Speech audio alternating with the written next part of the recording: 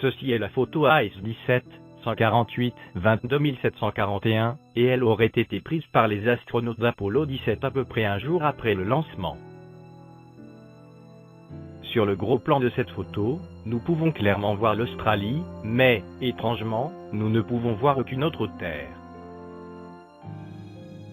Si nous comparons avec une vue correspondante réelle de la Terre, où sont les terres que nous pouvons voir sur la vue réelle? Toutes cachées par des nuages.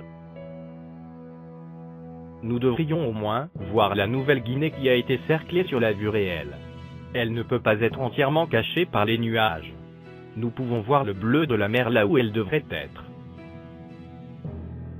Une autre photo, AS17 148 22740, a été prise un peu moins de 2 heures auparavant. Si nous la comparons avec la photo suivante, la comparaison n'est pas aisée, car l'appareil a été tourné entre les deux photos. La comparaison est rendue plus facile si nous tournons la première photo de manière que les deux terres aient la même orientation. Nous pouvons constater que l'Australie s'est déplacée vers la droite, ce qui est normal en raison de l'écart de temps entre les deux photos, et la quantité du déplacement correspond à la différence de temps. Mais nous pouvons constater que l'Australie a la même forme et même orientation sur les deux photos.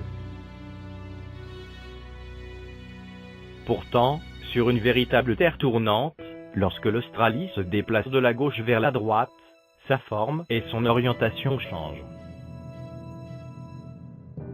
Cela signifie que ces deux photos ne sont pas réalistes et ne peuvent pas avoir été prises par Apollo 17 pendant son voyage vers la Lune.